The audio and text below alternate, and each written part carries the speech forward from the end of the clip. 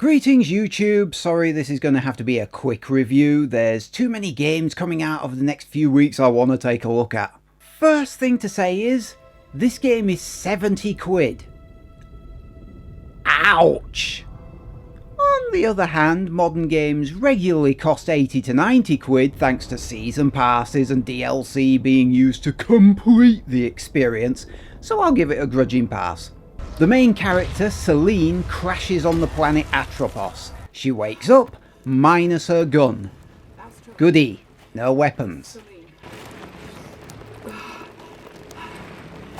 I've crashed on Atropos. I survived, but Helios did not. Suit status, operational, but my sidearm is missing. I'm leaving comms open. First thing that'll strike you is how goddamn fast Celine is. Look at the woman sprint! The second thing that'll occur to you is, this isn't going to be fast enough, is it?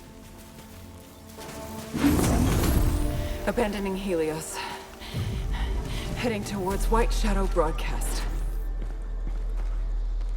Shortly thereafter, she finds the corpse of an Astra scout, Checking identification. which turns out to be her. Also, it's got her gun. FYI, you should probably get over this right here and now, because this isn't the weirdest thing that's going to happen. Then a fight breaks out. Encountered scavenger fauna.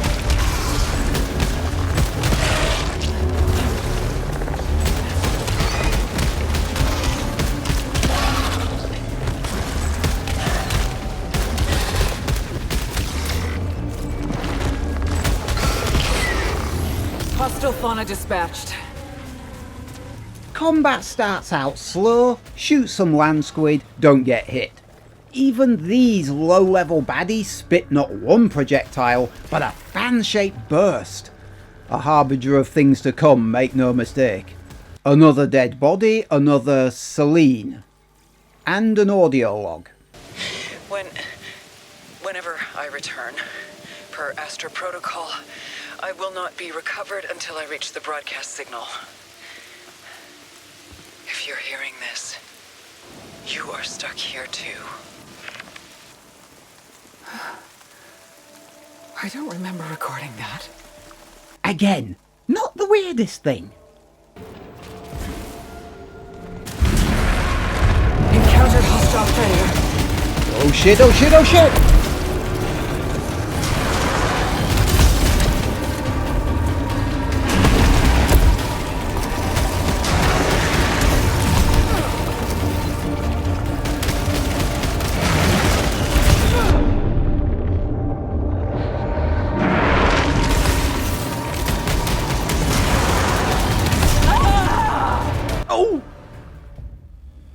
Well, that was inevitable. This is one of those games where you die a lot.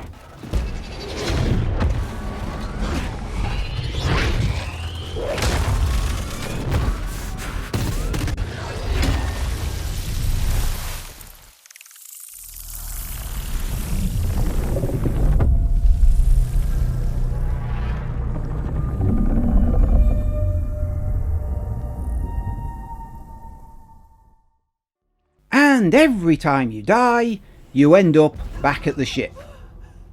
With just your pistol. You lose your weapons, your upgrades, your artifacts, everything that isn't on the permanent list. Also, the planet completely reshapes itself between runs.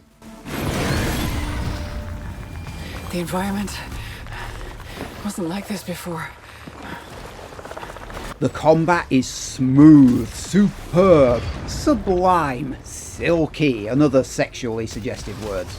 Celine has the speed of Usain Bolt and the endurance of a marathon runner at the same time.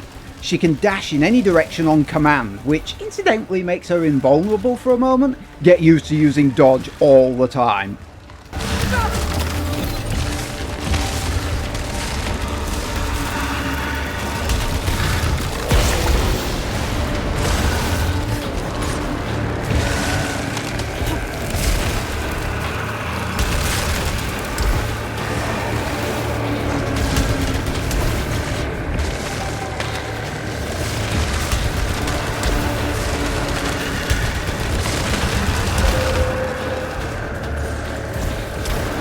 The whole planet has a dark, repressive atmosphere.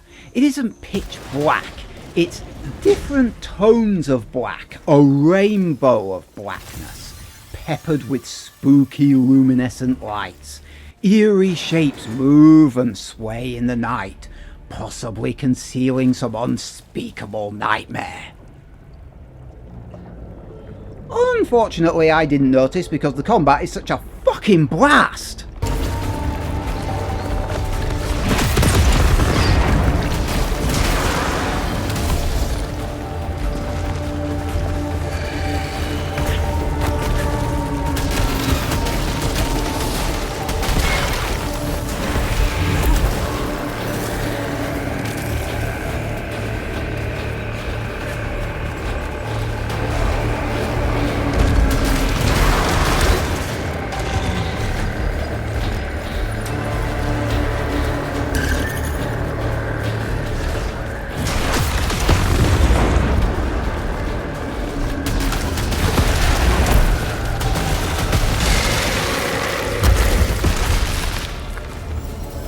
The game makes great use of the adaptive triggers.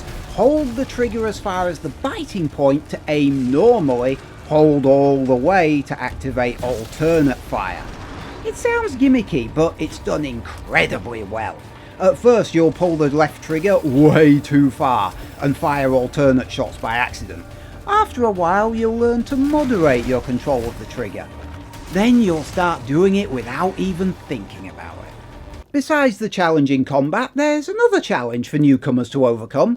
The challenge that all JRPG enthusiasts are well familiar with by now.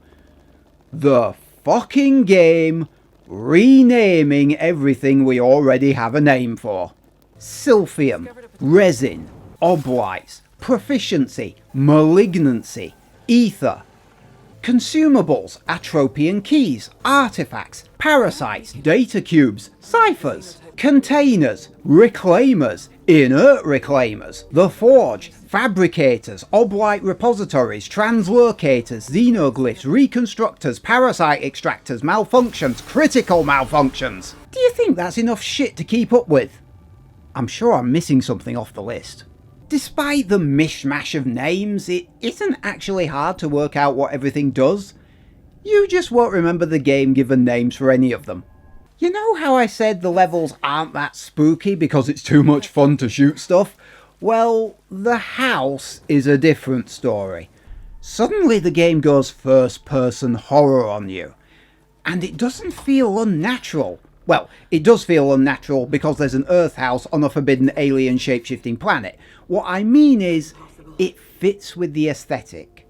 Because there's so much about Celine's situation that doesn't make any sense, the fact that it's out of place weirdly makes it look like it's not out of place. Plus, it's miles creepier than anywhere else on the planet.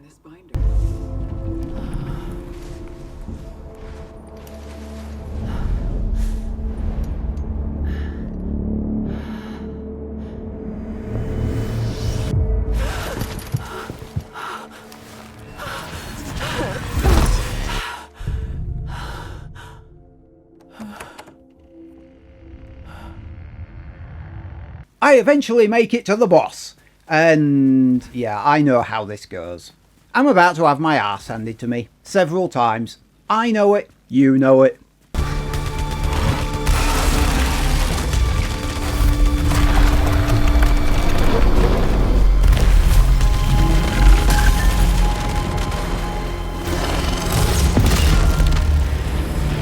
Wow, that was the easiest Souls boss ever. Oh shit, he's got 3 phases. That complicates the situation.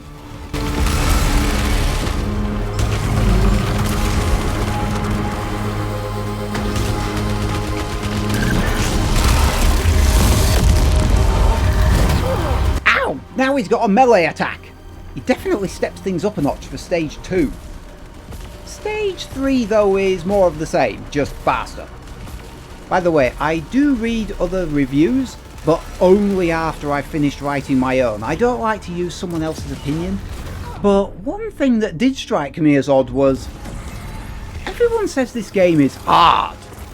Like hard in capital letters, hard. I'm sorry, but I wiped out boss 1 on the first attempt.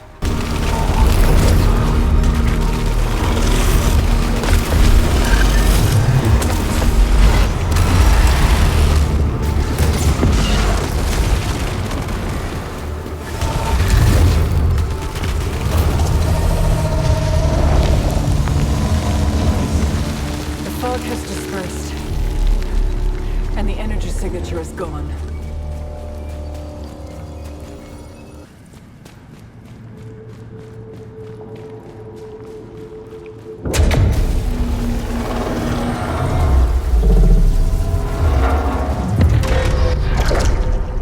The only alternative.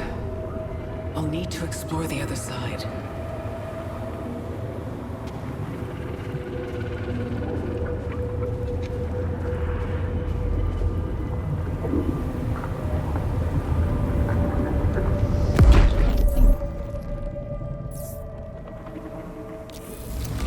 I've passed through the teleportation gate.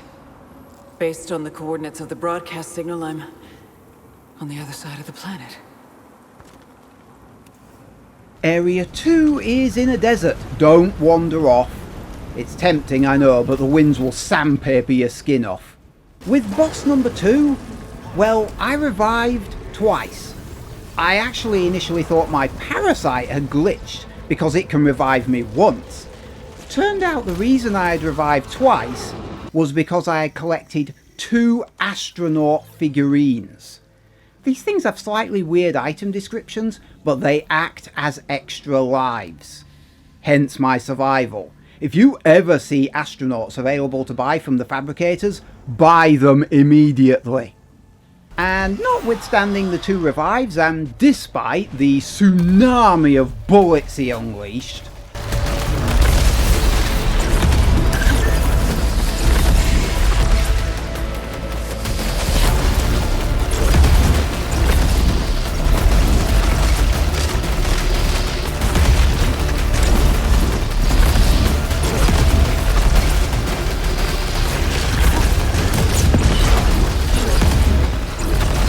boss 2 went down on the first attempt as well.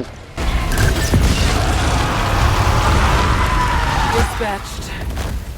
Something exalted. Again, this is supposed to be a hard game, right? Boss 3? Well, I died 4 times just trying to reach him. Holy fucking shit, I hate those rocket drones.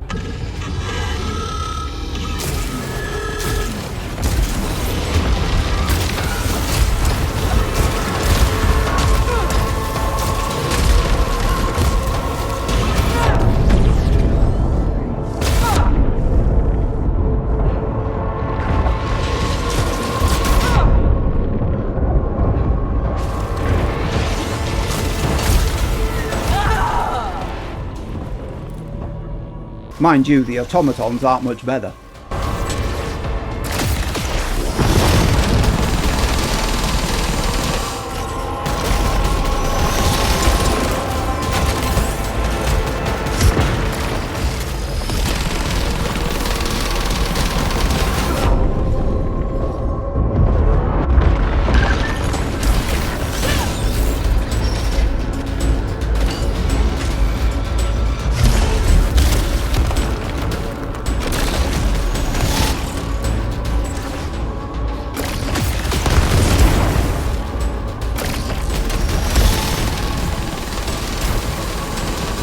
When I finally reached boss number 3, I had no supplies or health, and I got stuck on the floor while fighting him. I went in expecting to die though. And as I said before, when you die, you get sent back to the beginning. All the way back. Minus your gear. Damn! There are no checkpoints at all. All you have is the stuff you find on your current run, your skill, and a shit ton of luck. There is something known as a reconstructor, which acts as a checkpoint, preserving the current dungeon and saving you from going all the way back, but only once. The PS5, by the way, can only suspend one game at a time. Switch games back to the beginning with you. And yes, if you turn the console off, back to the beginning with you. You can put the console in rest mode without destroying your run, so in theory you can come back to it later if you want.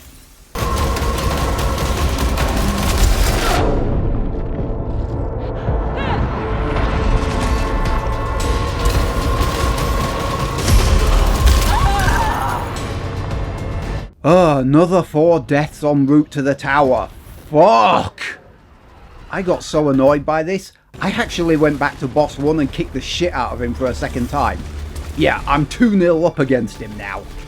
I finally survived Area 3 and the tower ascent, giving me a decent shot at the boss. And guess what? Boss 3 went down in one attempt. Knocked me sideways with a feather duster, I'm astonished. As someone who is used to having his ass handed to him multiple times by every Souls and Neo boss I have ever encountered, I've come to the conclusion that the regular enemies are far more dangerous than the bosses. Well, unless you're really lucky.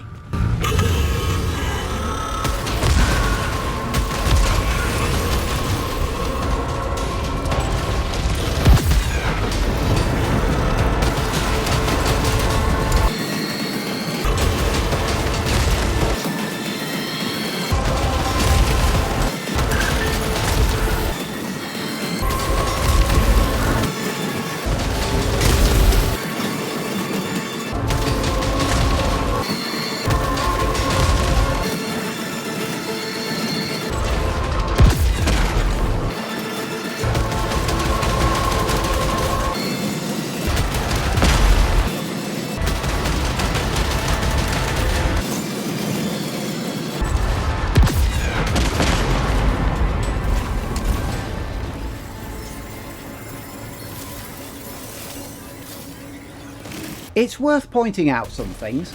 Both types of health items are always green, but you tend to find a lot more of one rather than the other based on your current needs. If you're missing health, you'll find a lot more health restores. If your health is already full, you'll find more maximum increases. Thus, avoiding damage in the early sections is a great way of raising your maximum life for later on.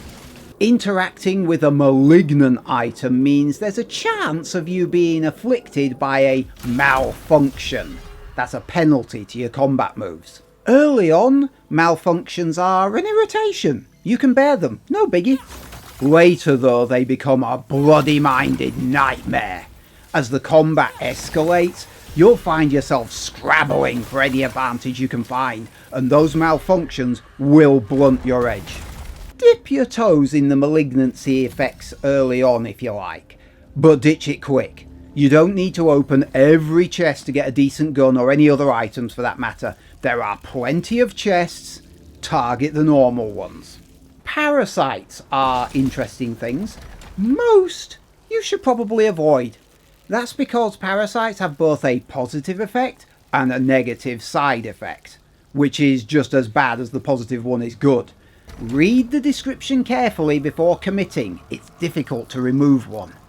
And one last thing, the bosses respawn on every run, but defeating one gives you a permanent item that allows you to bypass the boss, and even entire areas. For example, boss 2 drops a grapple. That grapple can be used to sidestep boss 2, but it can also be used to access Area 3 directly from Area 1. By the way, check out the loading time between these two areas.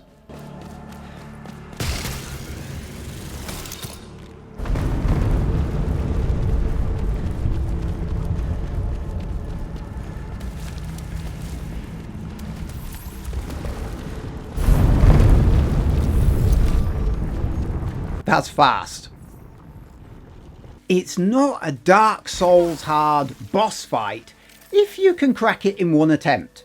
And it's not even close to a Dark Souls hard game if I can do it 3 times in a bloody row. It's hard, but it's not Dark Souls hard.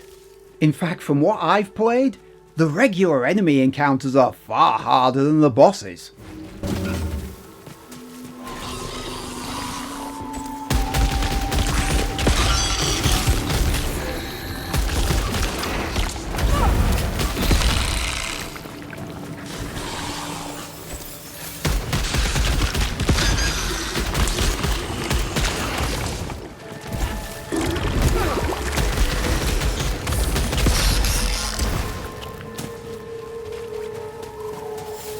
From start to finish, Returnal forces you to make choices.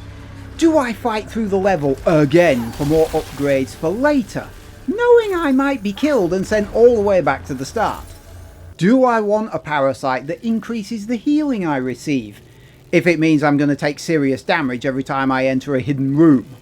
Do I devote several hours of time to a single go everywhere, collect everything superpowered run that can end in seconds under the wrong conditions when the game refuses to save any of my progress?